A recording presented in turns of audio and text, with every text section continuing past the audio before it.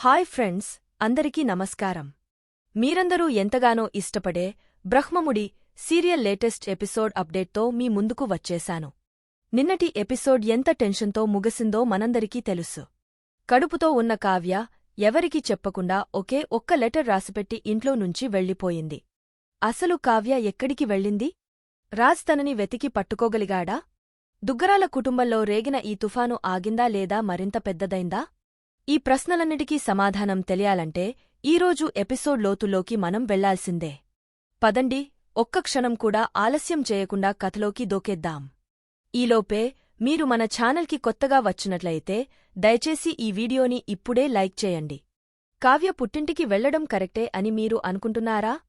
లేదా రాజ్ చేసింది కూడా కరెక్టే అంటారా? మీ అభిప్రాయాన్ని కింద కామెంట్స్లో ఖచ్చితంగా తెలియజేయండి. అలాగే భవిష్యత్తులో ఇలాంటి మరెన్నో అప్డేట్స్ మిస్ అవ్వకుండా ఉండటానికి మన ఛానల్ని సబ్స్క్రైబ్ చేసుకుని పక్కనే ఉన్న గంట సింబల్ని యాక్టివేట్ చేసుకోండి. ఇక కథలోకి వెళ్తే ఎపిసోడ్ ఓపెన్ అవ్వగానే మనకు కనిపించేది కనకం వాళ్ల ఇల్లు.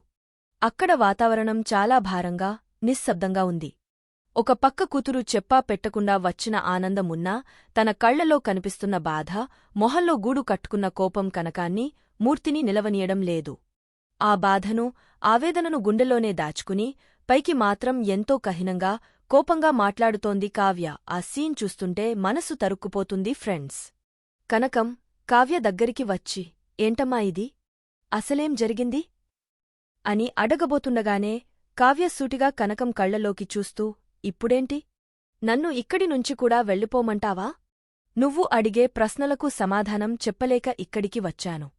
ఇక్కడ కూడా అవే ప్రశ్నలా? సరే, నువ్వు వెళ్ళిపోమంటే ఇప్పుడే వెళ్ళిపోతాను అని అంటుంది. ఆ మాటలకు కనకం గుండె ఆగనంత పనైంది. అయ్యో, నా తల్లేంటి ఇలా మాట్లాడుతోంది అనుకుంటూ కావ్య చేతులు పట్టుకుని, ఏంటమ్మా ఆ మాటలు? ఇది నీ ఇల్లు కాదా? అని అంటుంది. అప్పుడు కావ్యలో ఇన్నాళ్లుగా దాచుకున్న బాధ అంతా పెల్లుబుకుతుంది. తన గొంతు బొంగురుపోతుంది, కళ్లలో నీళ్లు తిరుగుతాయి. కాని ఆ కన్నీటిని బయటకు రానియకుండా ఆపుకుంటూ, ఎవరో చెప్తే విన్నాను అమ్మా. పెళ్లైన ఆడపిల్లకి పుట్టింటి మీద అధికారం ఉండదని. ఆ మాట ఈరోజు నాకు అక్షరాలా నిజమనిపిస్తుంది. నా ఇంటికి నేను వస్తేనే ఇన్ని ప్రశ్నలు, ఇన్ని అనుమానాలా? అని అంటుంది. ఆ మాటల వెనకున్న ఆవేదన కనకానికి అర్థమవుతుంది. కాని ఏం జరిగిందో తెలియక తల్లడిల్లిపోతుంది. అదేంటి తల్లీ, అలా మాట్లాడతావ్? నీ ఇల్లు, నీ వాళ్ళు. నువ్వెప్పుడైనా రావచ్చు.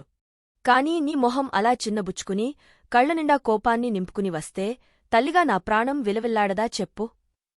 అని కనకం అంటుంటే కావ్య ఆ సంభాషణను అక్కడితో ఆపేయాలని నిర్ణయించుకుంటుంది. మరి ఏంటమ్మా? వస్తే 1000 ప్రశ్నలు వేస్తున్నావ్? అవన్నీ తర్వాత.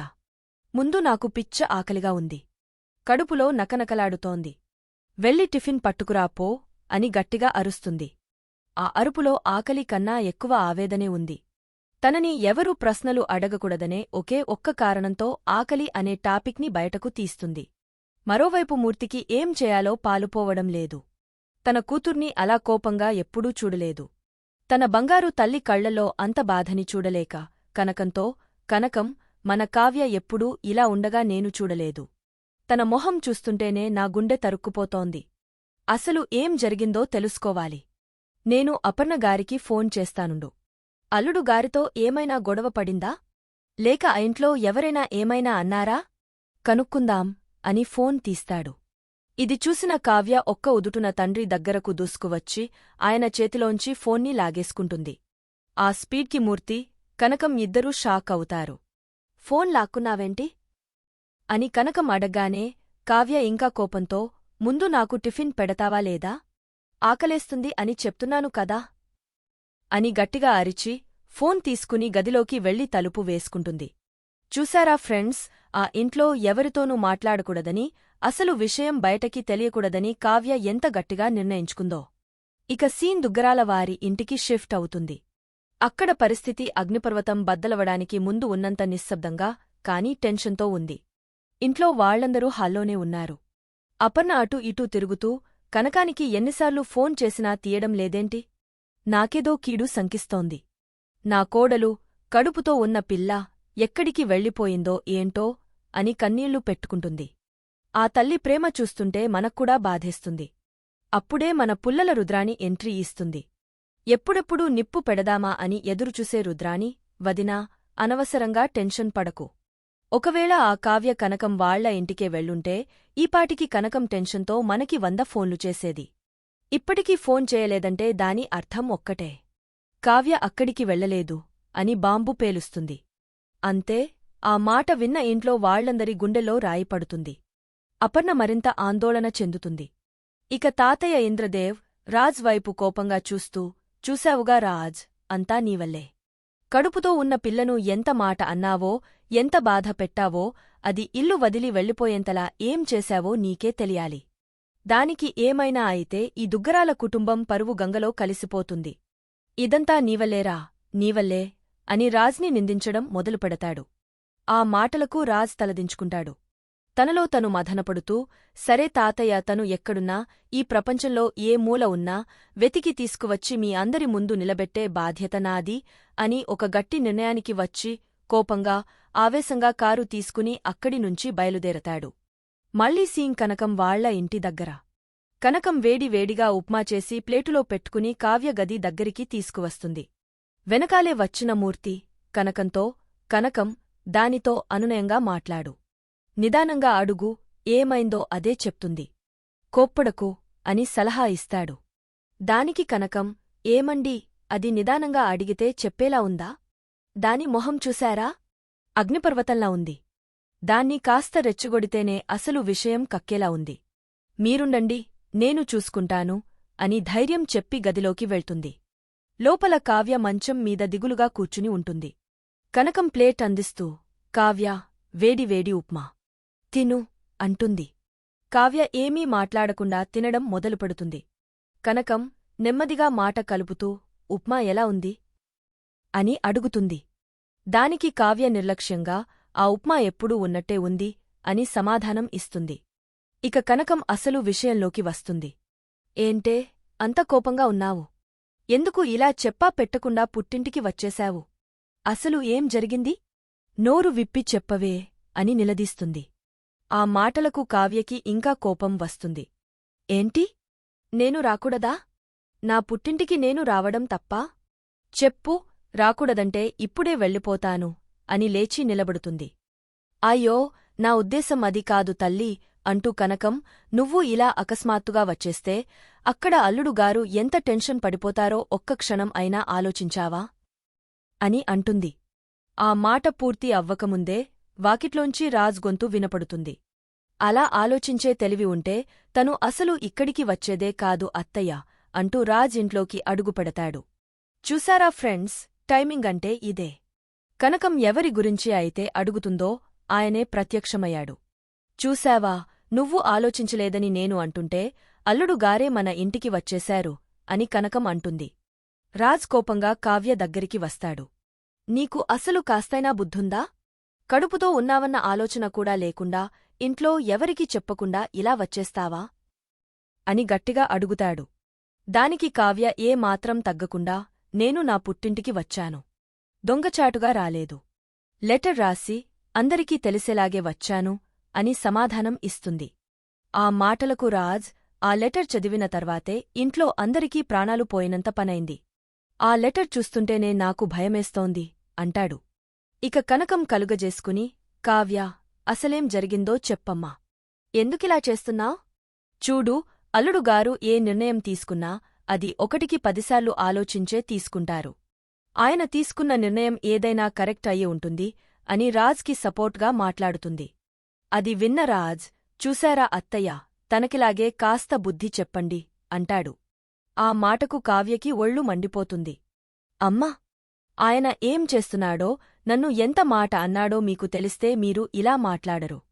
మీకు ఏమీ తెలీదు, దయచేసి మీరు నిశ్శబ్దంగా ఉండండి అని తల్లిని కసురుకుంటుంది. రాజ్ కావ్యతో, ఇంట్లో అందరూ నీకోసం కంగారుగా ఎదురు చూస్తున్నారు, పద అంటాడు. కావ్య, మొండితనం చేయకు, రా అని బ్రతిమలాడతాడు.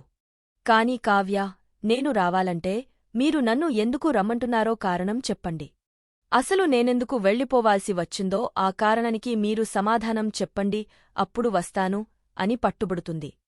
ఏం కారణం చెప్పాలి నీకు అని కనకం అంటుంది. రాజ్ ఇక ఓపిక నశించిపోయి చివరిసరిగా అడుగుతున్నాను, వస్తావా రావా అని అంటాడు. దానికి కావ్య కరాఖండిగా రాను అని తేల్చి చెబుతుంది. సరే నీ ఇష్టం అని రాజ్ అవమానంతో వెనుదిరిగ వెళ్ళిపోతుండగా కనకం ఆపుతుంది. అయ్యో బాబూ, ఆగండి. అసలేం జరిగింది? మాకేమీ అర్థం కావట్లేదు. దయచేసి మీరైనా చెప్పండి అని అడుగుతుంది. దానికి రాజ్, నన్నేమీ అడగొద్దు అత్తయ్య, మీ కూతురినే అడగండి అని చెప్పి కోపంగా అక్కడినుంచి వెళ్ళిపోతాడు. ఇక మూర్తి, కనకం తలలు పట్టుకుంటారు. ఏమిటి కనకం ఇదంతా? మన కూతురిని అడిగితే అల్లుడుగారిని అడగమంటుంది, అల్లుడుగారిని అడిగితే మన కూతురిని అడగమంటున్నారు. వీరిద్దరి మధ్య అసలేం జరిగిందో మనకెలా తెలియాలి అని టెన్షన్ పడిపోతారు. మరోవైపు అప్పు తన గదిలో కావ్య ఫోటో పట్టుకుని వెక్కి వెక్కి ఏడుస్తూ ఉంటుంది. ఎక్కడికి వెళ్ళిపోయావక్కా? ఆ లెటర్ చదివినప్పటినుంచి నా గుండె కొట్టుకోవడం లేదు. కడుపుతో ఉన్నావు. ఏం తింటున్నావో, ఎక్కడ పడుకుంటున్నావో అని తలుచుకుంటేనే భయంగా ఉందక్కా అని కన్నీళ్లు పెట్టుకుంటుంది. అప్పుడే కళ్యాణ్ గదిలోకి వస్తాడు. కళ్యాణ్ని చూసి అప్పు కళ్ళు తుడుచుకుని ఏమీ లేదు అని అబద్ధం చెప్తుంది. కళ్యాణ్ నవ్వి, ఒక గుడ్ న్యూస్. మీ అక్క ఎక్కడుందో తెలిసిపోయింది అని అంటాడు. అవునా, నిజమా అని అప్పు ఆశగా అడుగుతుంది. అవును, నిజంగానే తెలిసిపోయింది. అమ్మ వాళ్ల ఇంట్లోనే ఉంది. అన్నయ్య ఇప్పుడే ఫోన్ చేసి చెప్పాడు అని కళ్యాణ్ అంటాడు. ఆ మాట వినగానే అప్పు మొహంలో వెలుగు వస్తుంది. హమ్మయ్య, మా అక్క సేఫ్గా ఉంది కదా, అంతే చాలు అని సంతోషపడుతుంది. కళ్యాణ్, సర్లే, ఇకనైనా వెళ్ళి కాసేపు రెస్ట్ తీసుకుని పడుకో, టెన్షన్ పడకు అని చెప్పి వెళ్తాడు. ఇక కనకం, మూర్తి అయితే ఇంకా ఆలోచిస్తూనే ఉన్నారు. ఏమై ఉంటుంది అని కనకం అటూ ఇటూ తిరుగుతూ ఉంటే మూర్తి అలా అటూ ఇటూ తిరుగుతూ డిటెక్టివ్లా ఆలోచించడం ఆపు. ఇప్పుడు ఏం చేయాలో చెప్పు అని అంటాడు. ఇప్పుడేం చేయాలి అని కనకం ఆలోచిస్తుంటే అపర్ణగారికి ఫోన్ చేయి అంటాడు మూర్తి. అయ్యో, నా ఫోన్ ఎక్కడుంది? ఇందాక కావ్య లాక్కుంది కదా అని కనకం అంటుంది. నీ ఫోన్ లాక్కుంది, నా ఫోన్ ఉందిగా అని మూర్తి తన ఫోన్ ఇస్తాడు. అవును కదా, ఇవ్వండి అని ఫోన్ తీసుకుని మన అప్పుకి ఫోన్ చేస్తాను. అది అక్కడ ఏం జరిగినా పొసగుచ్చినట్టు నాకు చెప్తుంది అని అప్పుకి ఫోన్ చేస్తుంది. కాని అప్పటికే అప్పు గాజ నిద్రలో ఉంటుంది. ఫోన్ సైలెంట్లో ఉండటంతో 2 సార్లు చేసినా లిఫ్ట్ చేయదు. దాంతో వారిద్దరి టెన్షన్ ఇంకా రెట్టింపు అవుతుంది. ఇక ఫైనల్గా దుగ్గరాల ఇంట్లో అందరూ రాజ్ రాక కోసం కళ్లలో ఒత్తులు వేసుకుని ఎదురు చూస్తుంటారు. రాజ్ ఇంట్లోకి అడుగుపెట్టి ఎవరినీ చూడకుండా నేరుగా తన గదిలోకి వెళ్ళిపోతుండగా అపన ఆపుతుంది. రాజ్, ఇక్కడందరం నీకోసం వెయిట్ చేస్తున్నాం, నీకు కనపడడం లేదా? సమాధానం చెప్పకుండా ఎక్కడికి వెళ్ళిపోతున్నావ్ అని గట్టిగా అడుగుతుంది. అప్పుడు రాజ్, మీరందరూ నానుంచి ఏం సమాధానం ఆశిస్తున్నారో నాకు తెలుసు. కాని నేను మీకు ఏ సమాధానం చెప్పను అని మొండిగా అంటాడు. సుభాష్, అదేంట్రా అలా అంటావు? కావ్య ఎక్కడుందో తెలుసుకోవడానికే కదా నువ్వు వెళ్ళింది. మేమంతా ఇక్కడ టెన్షన్తో చచ్చిపోతున్నాం. ఎక్కడుంది కావ్య అని అడుగుతాడు. అప్పుడు రాజ్, తను తన పుట్టింట్లోనే ఉంది అని చెప్తాడు. ఆ మాటతో అందరూ ఓపిరి పీల్చుకుంటారు. ఇంద్రదేవి, ఇది సంతోషించాల్సిన విషయం కదరా. తన పుట్టింట్లోనే క్షేమంగా ఉంది. మరిని మొహం ఎందుకలా పెట్టావు అని అంటుంది. అపర్ణ, ఏంటి తీసుకురాలేదా అని సూటిగా అడుగుతుంది. లేదు అమ్మా, తను రానని చెప్పింది అని రాజ్ తలదించుకుని చెప్తాడు. అంతే, అపర్ణకి కోపం నషాళానికి అంటుతుంది. రానంటే వదిలేసి వస్తావా? వెళ్ళినవాడివి దాన్ని చెయ్యి పట్టుకుని ఈడ్చుకురాలేకపోయావా అని అరుస్తుంది. ఇంద్రదేవి రాజ్ని దగ్గరికి పిలిచి, చూడు రాజ్, నీకు ఒక విషయం చెబుతాను, జాగ్రత్తగా విను. ఒక ఆడపిల్ల కన్నీరు పెడితే స్వర్ణంలాంటి లంకయే బూడిదైపోయింది. ఇంకో ఆడపిల్ల కన్నీరు పెడితే మహాభారతంలో కురుక్షేత్రమే జరిగింది. ఇప్పుడు మన కావ్య కన్నీరు పెడుతోంది. దాని కన్నీళ్ల వల్ల ఈ దుగ్గరాల కుటుంబం ఏమైపోతుందో ఒక్కసారి ఆలోచించావా అని హెచ్చరిస్తుంది. దానికి రాజ్, అలాంటిది ఏమీ జరగనివ్వను నానమ్మా అని మాట ఇస్తాడు. ఈ గొడవలో రుద్రాని మళ్లీ దూరి, ఇది బానే ఉంది. సరిగ్గా ఆస్తి పంపకాల టైంలో తను ఇలా ఇల్లు వదిలి వెళ్ళిపోతే ఎలా? అంటే కావ్యకి ఆస్తి మీద ధ్యాస లేదని మీరందరూ అనుకోవాలని ప్లాన్ చేసిందేమో. పాపం రాజ్, కడుపుతో ఉందని కూడా చూడకుండా వెళ్లి బ్రతిమలాడితే రానంటుంది. ఎంత పొగరు దానికి అని విషం చిమ్ముతుంది. ఆ మాటలకు ఇంద్రదేవికి పట్టరాని కోపం వస్తుంది. ఏ రుద్రాణి, నువ్వు ప్రతి దాంట్లో నీ ముక్కు దూర్చి పుల్లలు పెట్టాలనే చూస్తావు. నోరు ముయ్యి అని గట్టిగా అరుస్తుంది. అది కాదత్తయ్యా అని రుద్రాణి ఏదో చెప్పబోతుంటే ముయ్యమన్నానా లేదా అని ఒక్క అరుపు అరుస్తుంది.